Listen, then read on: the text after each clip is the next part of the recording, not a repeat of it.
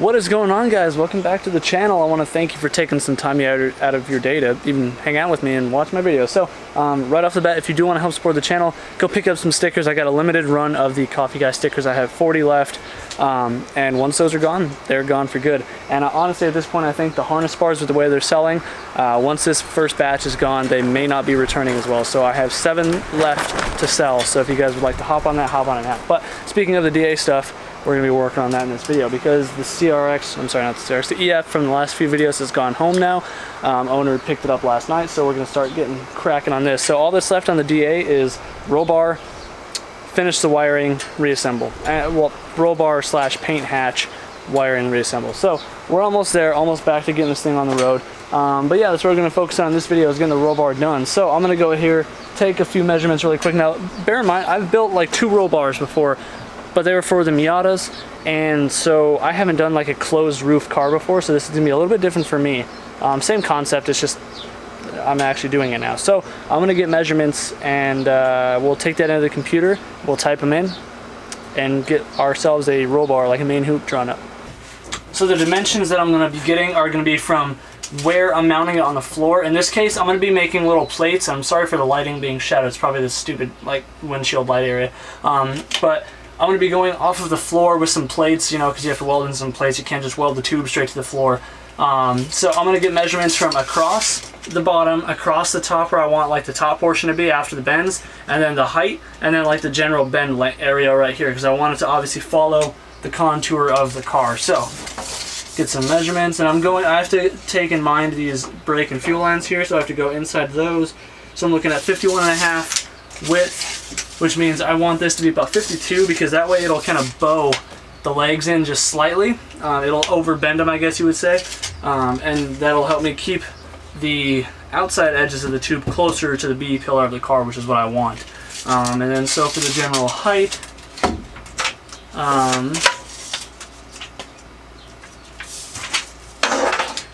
so the general height of it, we'll say 41.5, and then top area probably match right around the sunroof area. We'll say 31 inches.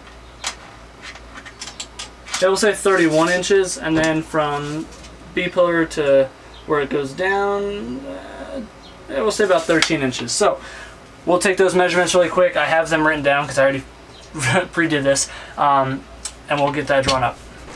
So here we are in Bendtech. This is the 2-dimensional version, like I've stated before in my previous videos.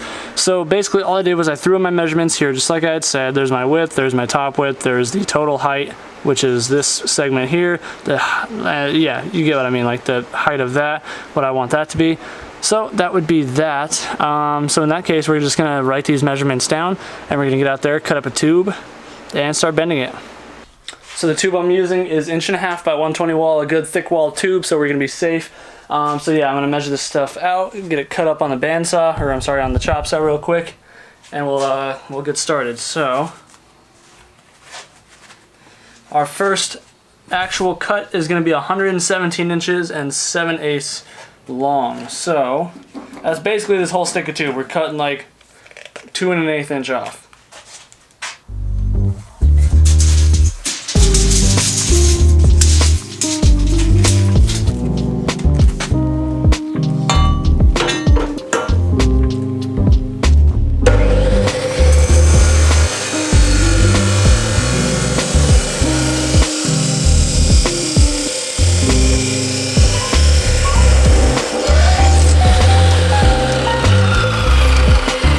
So now we gotta make our bend locations. So I got my list right here. So the first one is 25 and 11/16, then 40 and 15/16, 71 and 3/4, 88 and 1/4.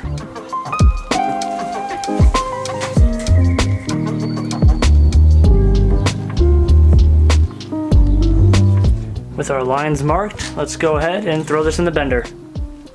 And the most important part about this whole thing is when you go and make your second, third, and fourth bends, anything after the first, you want to make sure that you're bending on the same plane as the first one. So you see out here, I don't have it, I gotta grab it, but I always keep an angle dial thing out here, and I set it on the die, and I get my angle off what the die is on. So mine, because of where it is, it's not totally level ground. Mine usually sits about a 1.5 degrees downward. So just bear that in mind if you ever go to do this for yourself. And if you're wondering, the bender I'm using is JD Squared Model 32. Great little bender.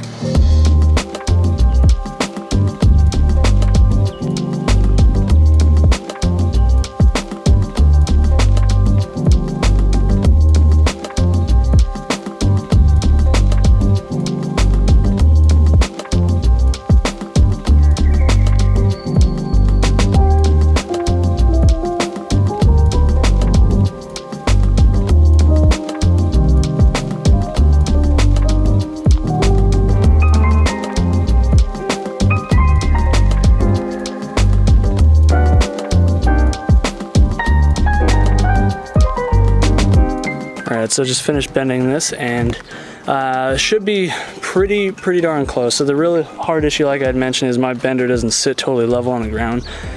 So that was a huge challenge. And then keeping the tube supported, because obviously the weight of it as you're pulling through the bends. Had to use that thing over there. But I guess the only thing we can do now is go try and test fit this in the car and see if it's even remotely close to what I had measured or guesstimated.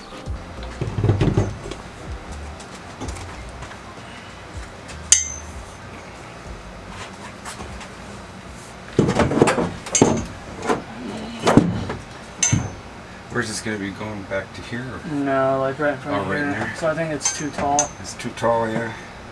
Yeah. Oh. Maybe not. Because it's, I wanted it to be closely taller. And I honestly just scratch whatever. Can you force it back? Take that bolt out. You might give you some room. No. Well, that side's different. You're raised up here on the floor, where I got a depression right here. So I got the depression, you don't. Okay, so that means I did bend it all evenly. Yeah. And it looks like it fits good around here. Yeah. So. It looks really good. Yeah, so that means all I gotta do is just shave a little off the ends. But I'm gonna wait to do that till I get my plates put in, because I need to be able to account for the plate thickness. Oh, yeah. So, alright, so looking at the main hoop, it actually fits extremely tight. And I actually got lucky, and I didn't totally dick the bends, which I'm incredibly thankful for. But, you know, looking good. So, nice tight clearance, kind of rubbing there. So I may even take a bungee or a ratchet strap and just pull these lower legs in just a little bit whenever I go to weld it, just to get them off so it's not rubbing, and so that way whenever I go to change these out later in the future for whatever reason, I don't have to fight with the pressure of the cage. But like I was just saying, I'm gonna have to wait to trim the, I accounted for like a 1/4 inch trim off the ends, because I knew I was gonna have to account for plate thickness and stuff. So the floor is completely unlevel, like all this waviness and stuff. So I want to get the plates, the little boxes made first,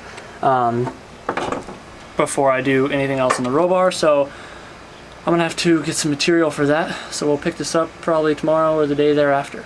Bringing this back out here a couple days later now. It is stinking hot today. It's been cooking again. We got the rain.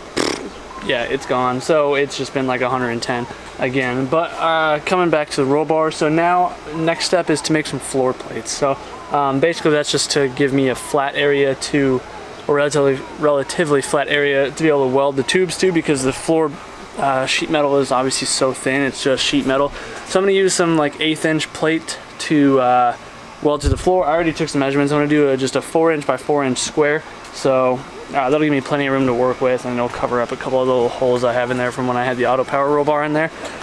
But yeah, so let's go cut some of that really quick. I already got the sheet set up, so I just got to get the cutoff wheel, mark some marks, and yeah, I've been busy the last couple of days. I was doing some work. I had a custom catch can order to fulfill, and it turned out really sick. It was like 4 ports, because the guy has the big turbo setup, lots of baffling inside, and had like basically like a normal car filter. I didn't do the pod filter like I did the other times.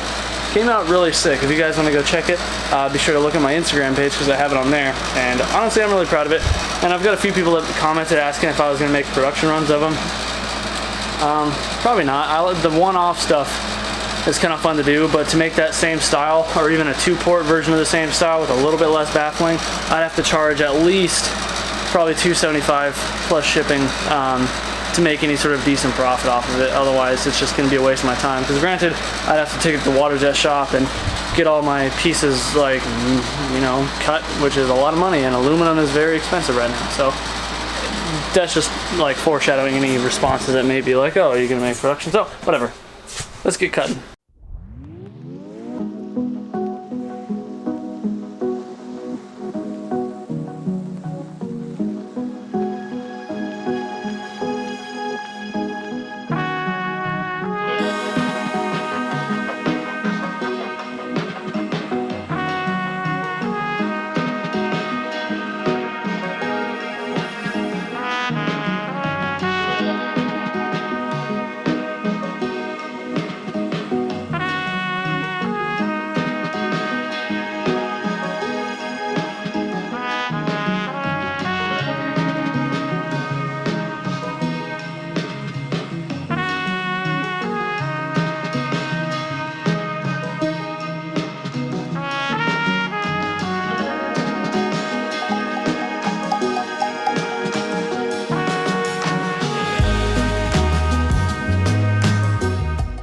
So with our plates cut, the next crappy part that we got to do, which I wish I would have freaking thought of it before I painted the floor with the rhino line stuff, or the whatever it's called, the undercoating stuff. Like, not that I don't have more and it's not easy to spray, but it's just now I got to clean up more crap. So basically what we got to do, obviously, is in order to weld these plates onto the floor, I got to clean up all this crap off the floor. So that's going to be a pain in the butt, because now I gotta clean up this square section wherever I just gotta mark it out. Then I gotta clean all the crap off of it, clean up all the seam seal here, so that way I have something to weld to and try and, you know, get it done. And same on that side. It's not hard, obviously. It's just I didn't want to make more of a mess than is already in here when I already cleaned this crap up. So for this, I am just gonna use like a wire wheel. Should be pretty easy on the cutoff tool thingy, whatever that's called, grinder, whatever. I don't know. I'm a fabricator, not a thesaurus.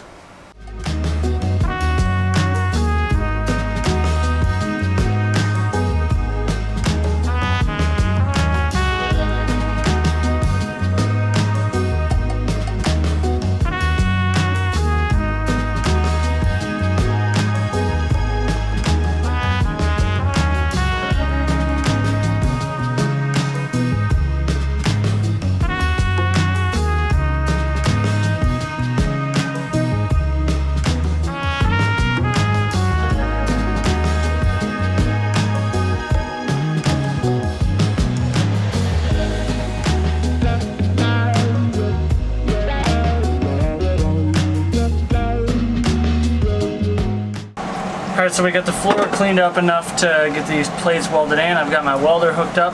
So the trick to doing this is when you're welding something like this, I may be overkilling, and I just wanted to be sure that my main support for my main hoop, Lord forbid I ever have to end up using the roll cage or the roll bar, it protects me. So I went with the 1/8 inch thick. So, but anyway, the trick to welding thick to thin is direct the heat at the thick stuff and then quickly drag it down to the thin stuff. And I mean, yeah, I mean, kind of self-explanatory. Just concentrate the heat on the thick stuff.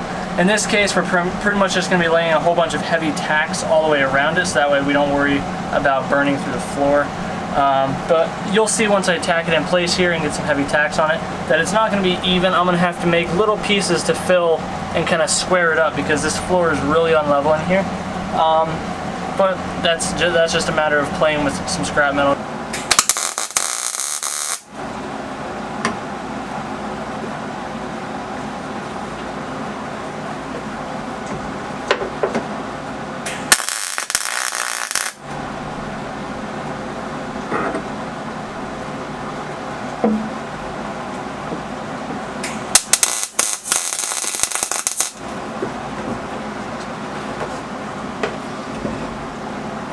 So you can see now that's what I meant by it not being totally flat. So that's the case where we would have to fill it with just kind of like box around the edges here.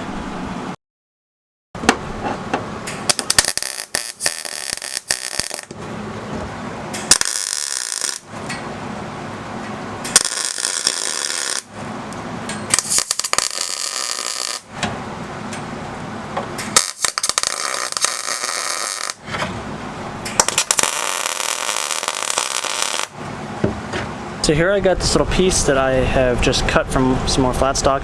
Got the little end there that go around the floor piece. And so that's just gonna sit right up there. And then I'll just tack it in place, and that covers that.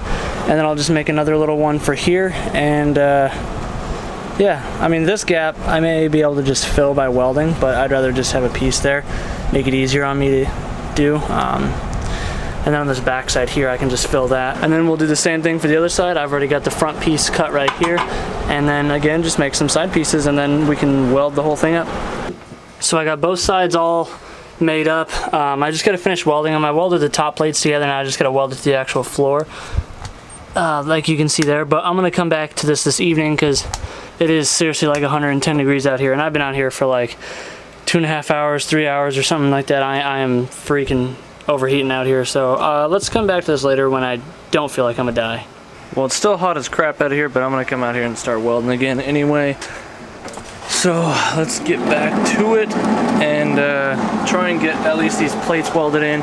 And then I have to trim, like I said, the ends of the roll bar off, so I'll have to take some measurements, probably just for the height of the bars. But I was gonna probably take a 1/2 inch off of each side anyway, and that should give me clearance for the headliner. Obviously test fitting will be required, but yeah, that's the idea.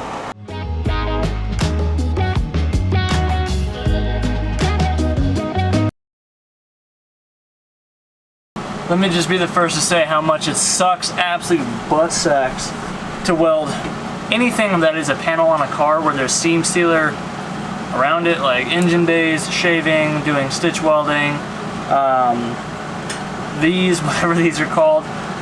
It sucks. I mean, it just sucks trying to weld through the seam seal, no matter, even if you clean the top and the bottom, because these things are all these cars are just like sandwich sheet metal glued together with seam sealer. You're always gonna get that constant like spitting and spattering and popping and smoking and fire from the seam sealer, and then it'll make the best of welders look like they suck absolute butt cheeks at welding, because there's just no way to make it look nice. So you kind of got to do, on stuff like this, like I said, you have to do a lot of tacks, and it's hard. I mean, these are, one side, half of it looks better than the other, and then the other side, half of it looks better than this side. So all in all, both sides look like crap, but they are solid as can be. So we're not going to worry about that. Now, next up, I'm going to try and get these legs trimmed up a little bit. Take a 1/2 inch, like I said, off of each end, and then we'll come back and we'll try and test fit the bar and see where we are, and then we'll probably wrap it up from there for the day. Now let me tell you how hard that was to cut a little bit off by yourself in a bandsaw. That sucked. I really could use an extra set of hands, but let's test fit. Okay. So just by looking at it really quick, it looks like for whatever reason the floor is shorter on this side. I welded the plates in the exact same spot, but I know this car has a little bit of rocker damage, so it could just be that this side or whichever side may have a little bit more damage. So all I gotta do really is I'm gonna just measure the distance between here and here, because this side, off camera, out of frame right here, is touching the sunroof, whereas this side has about a 1/4 inch gap. So I do have to trim off on one side just a little bit more. So that's not a big deal. That's just part of it. Some of the issues you run into. Just like when I always send all my metal products out. I'm like, oh, your car may have had damage, not everything's gonna line up correctly. This is one of those situations where nothing lines up perfect. Yeah. I found my problem area. So you can see here how the floor, you can actually see the dent marks that come basically along most of this rocker area, which is pretty much, I think, explaining why this side is up just a hair more than this side. Because this one's about 1/2 inch, that post is about 3/4 inch. But then if you look at this side, the floor is pretty much flat over here. And then I also took the tape measure right here, and it's just about a perfect 1/4 inch off the roof to the top of the post. So I think all I got to do is trim a 1/4 inch off of this leg here, and this should sit totally flat. But that makes more sense. So you never know, guys. This is exactly what I'm talking about. Like, not everybody's car is perfect. Mine ain't no different.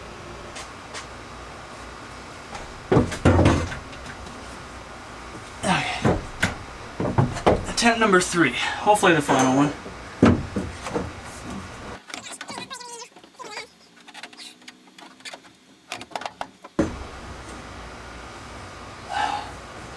Man, we are so close. Still just an absolute hair off. So we're not touching on the roof anymore. Just need to trim just a little bit more off. So I'm gonna take one more measurement and then we should be okay after that.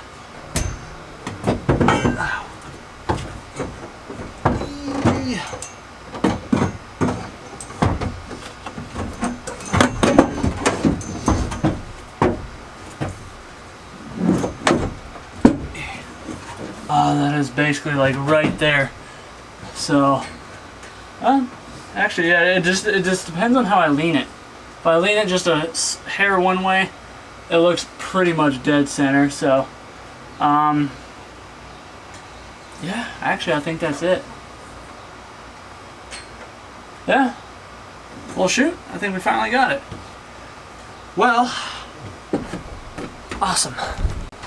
All right, guys. Well, I think that's going to conclude this episode. We got the main hoop, I'd say, pretty much done.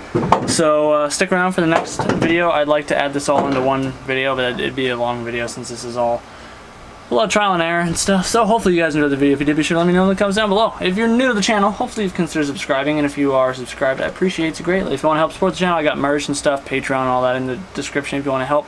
I'd really appreciate it. I also have some DA harness bars left and some front and rear bumper bars as well, so go pick those up if you are interested. And yeah, next video we'll try and get the shock towers plated up partially and get some rear support legs in here and go from there. Yeah. Alright guys, do yourself a good rest. We'll see you in the next one. Peace out.